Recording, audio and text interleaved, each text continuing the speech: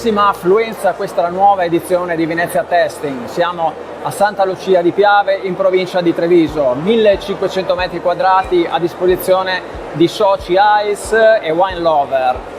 I produttori hanno esposto più di 700 etichette, 8 masterclass sono in fase di conclusione. Abbiamo avuto la consegna diplomi per 250 neo sommelier e il valore aggiunto della presenza di diversi consorzi di tutela del vino. L'obiettivo di Ice Veneto è mantenere sempre alta la cultura del vino, il territorio, la valorizzazione del territorio di un'area vocata e con grandi eccellenze, quindi Ice Veneto sempre a favore dei produttori veneti.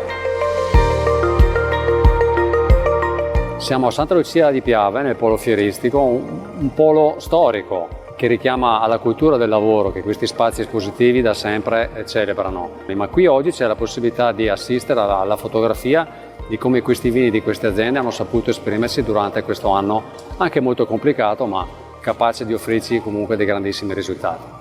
Venezia Testing rappresenta la conclusione di un lavoro lungo un anno, un lavoro che porta alla realizzazione della Guida Venezia, l'unica guida ai vini del Veneto.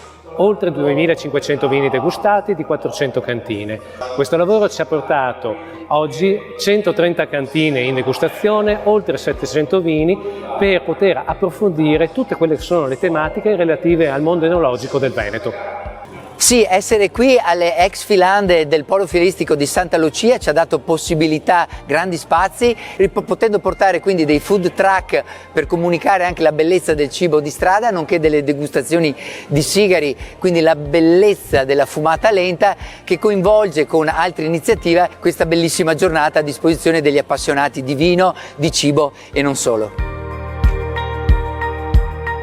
È un onore essere di nuovo in Veneto a questo straordinario evento.